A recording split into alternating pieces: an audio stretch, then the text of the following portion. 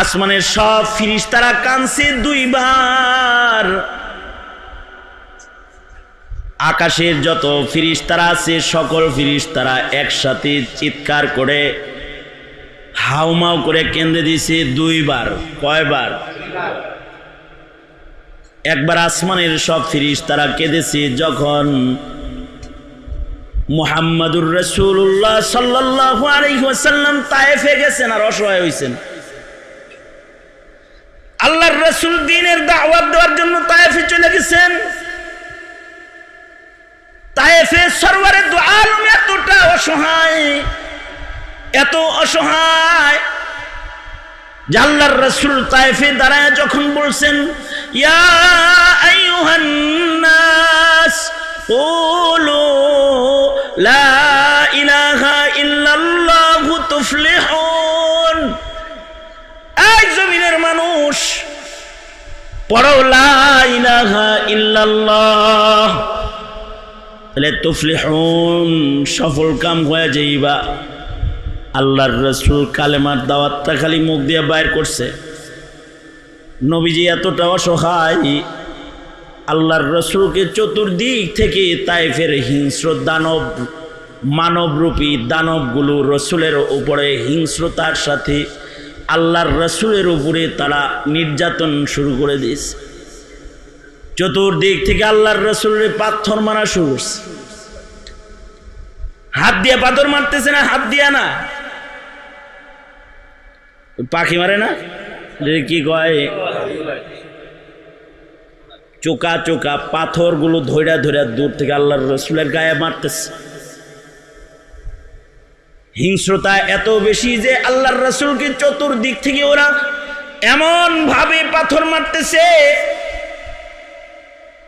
নবীজির পালক সন্তান হযরত যায়েদ বলে, ধারালো ধারালো পাথরগুলো নবীর গায়ে মারে আর কাপড় ভেদ কইরা পাথরগুলো ছিঁড়া চামড়ার ভিতরে বসে পড়ে।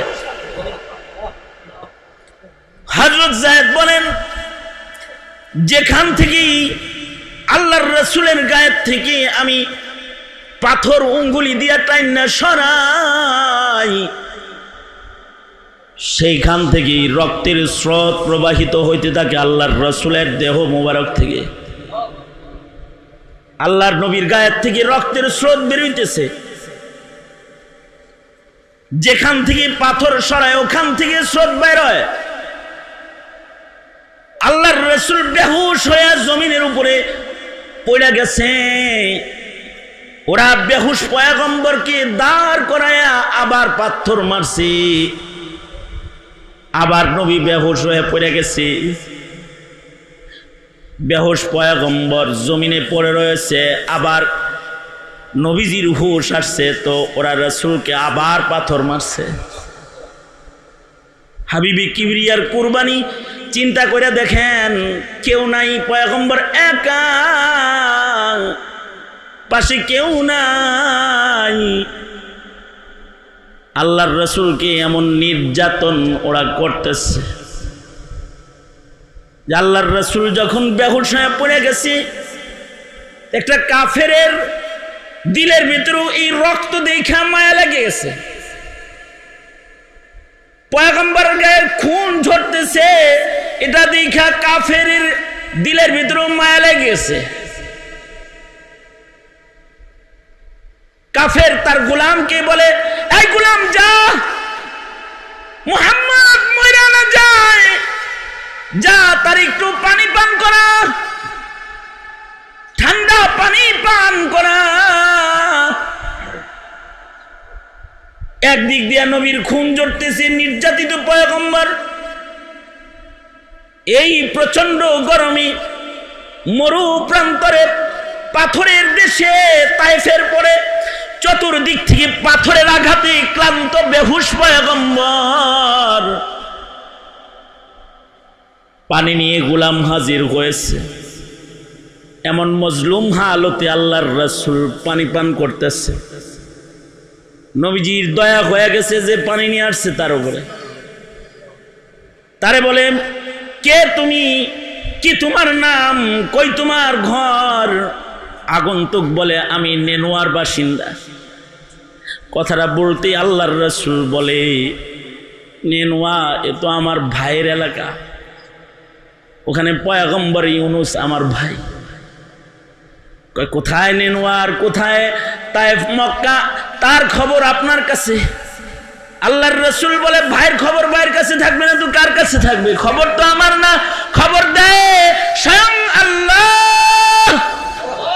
আমার ভাইয়ের এলাকা, তুমি আমার ভাইয়ের এলাকার লোক। নবীর মুখের এই শব্দ উচ্চারণ হওয়ার সাথে সাথে গোলাম বলে, এমন সত্যবাদী কোনোদিন মিথ্যা হতে পারে না, আমি কালেমা পড়ে ফেলাইলাম। একদিক দিয়ে নবীর রক্ত ঝরতেছি, আর এক দিক দিয়ে কাফের মুসলমান হইতেছে। নবীজিকে পাথরে পাথরে রক্তাক্ত করে জমিনে ফেলে দিয়েছে।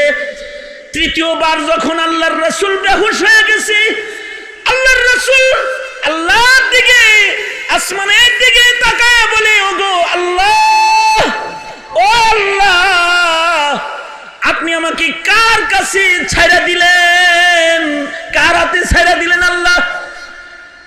সরওয়ারে দু আলম নবী যখন মুখ দিয়ে এটা উচ্চারণ করছেন, ওগো আল্লাহ, আপনি কার হাতে ছাইড়া দিলেন, এই কথাটা রাসূলের মুখ দিয়ে বের হওয়ার সাথে সাথে শুধু আসমান জমিন কাঁদছে তা না, আরশ বহন করা ফেরেশতারাও হাউমাউ করে কেঁদে উঠেছে।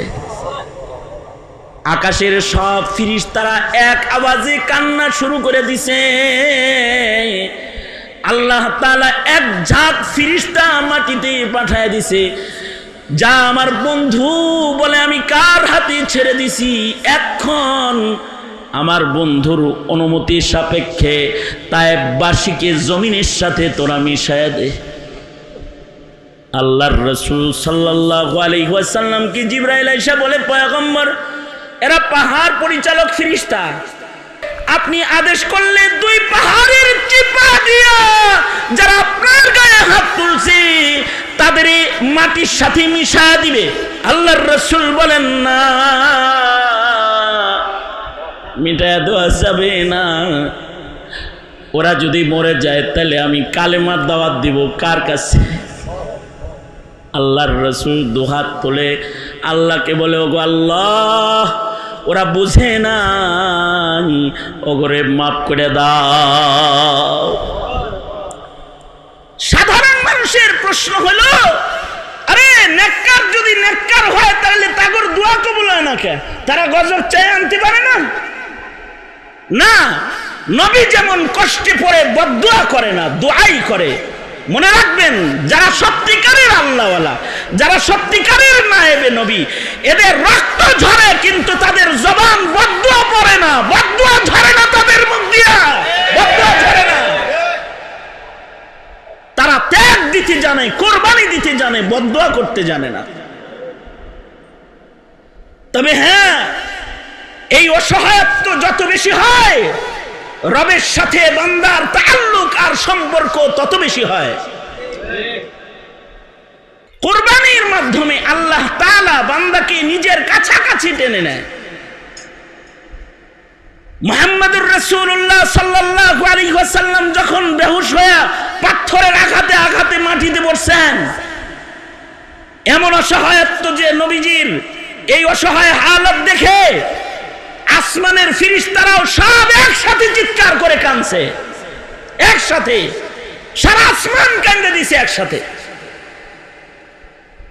যখন সারা আসমান একসাথে কাঁদতেছে, ওই সময় আল্লাহ তাআলা তার বন্ধুকে কত কাছে টানতেছে। এবং এই তাইফের মাইরের পরে আল্লাহর রাসূলকে মিরাজ করাইছেন আল্লাহ তাআলা। কে বলেছে ছেড়ে দিয়েছি? দেখেন না, আরশে আজিমে দাঁড় করায় দিয়েছি আপনাকে, আরশে দাঁড় করায় দিয়েছি, ছেড়ে দিছি নাকি?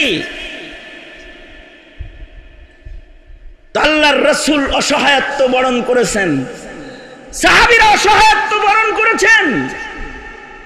এই অসহায়ত্ব ইসলামের শান, এই অসহায়ত্ব ইসলামের শান।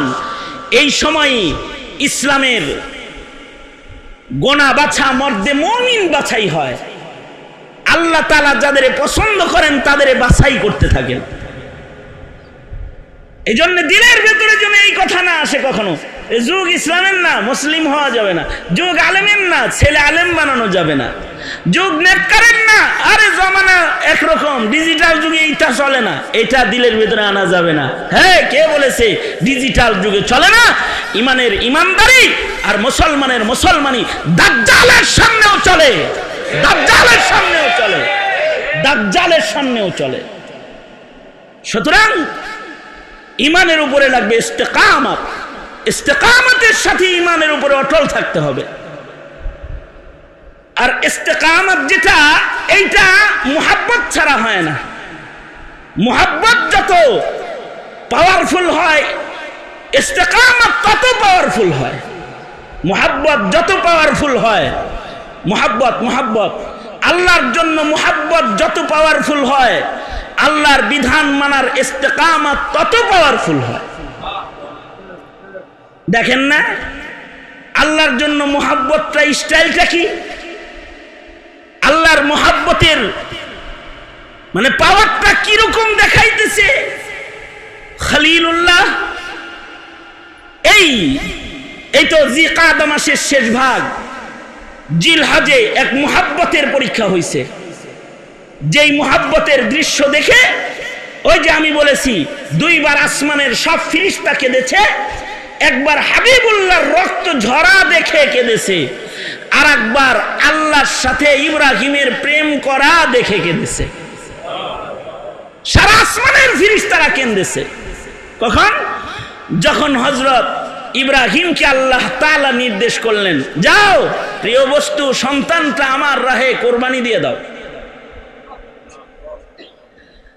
তো হযরত ইব্রাহিম আলাইহিস সালাতু ওয়াস সালাম আবার দূর মক্কায় সফর করবেন, ঘর থেকে বের হয়ে গেলেন। ছোট্টবেলায় কোলের শিশু ইসমাইলকে মক্কায় হাজেরার কোলে বনবাস দিয়ে এসেছিলেন।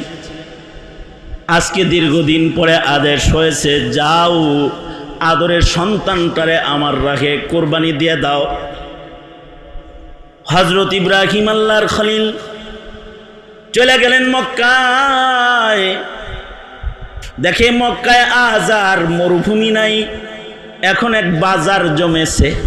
এখানে জমজমের পানির কুয়া, মানুষ বসবাস করে।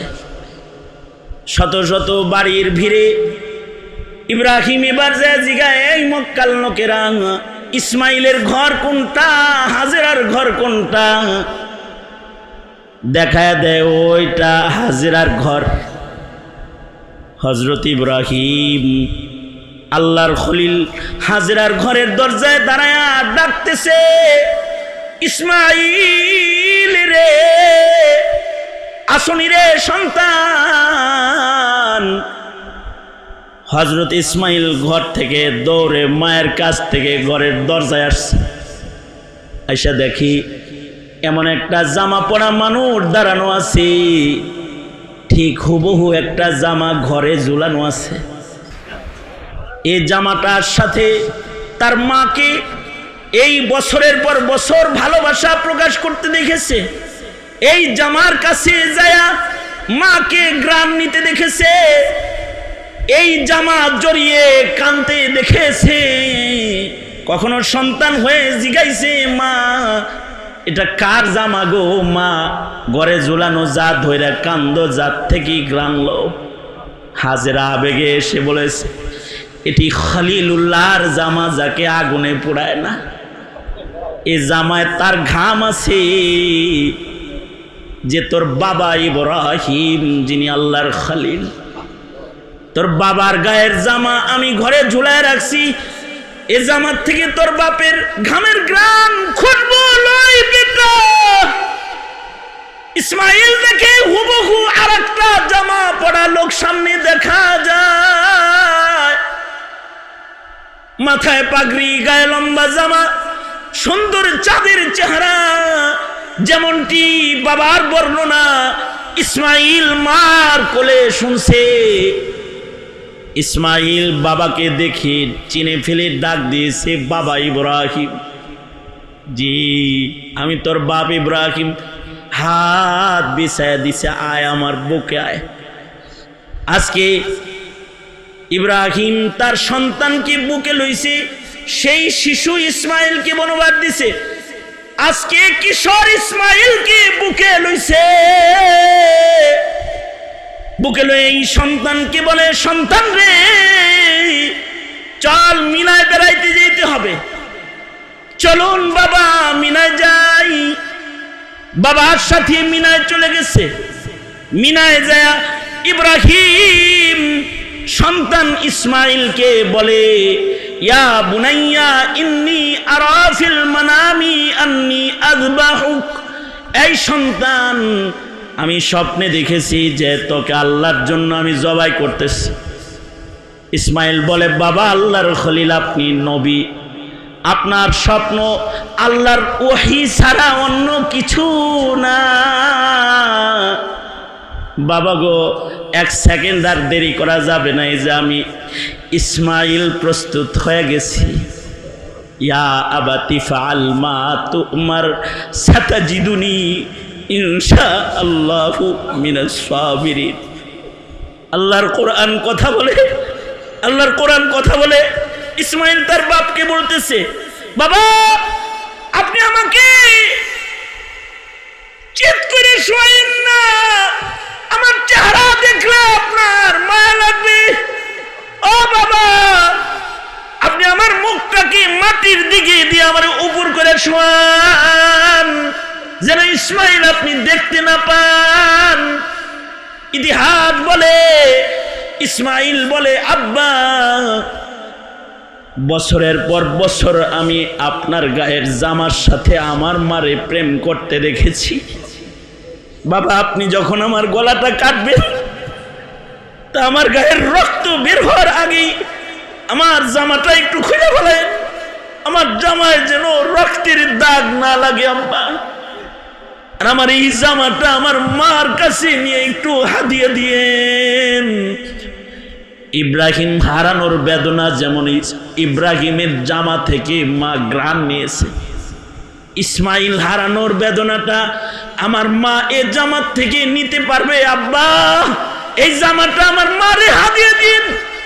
মা তো জামা দেখা সন্তান স্মরণ করবে, তবে বাবা আপনি আপনার চক্ষুকে কাপড়ের দ্বারা বাঁধলেন যেন আমাকে দেখা না যায়, ছুরি ধার দিয়া নন, হাত পাগুলো শক্ত করে বেঁধেলন যেন নড়াচড়া না হয়।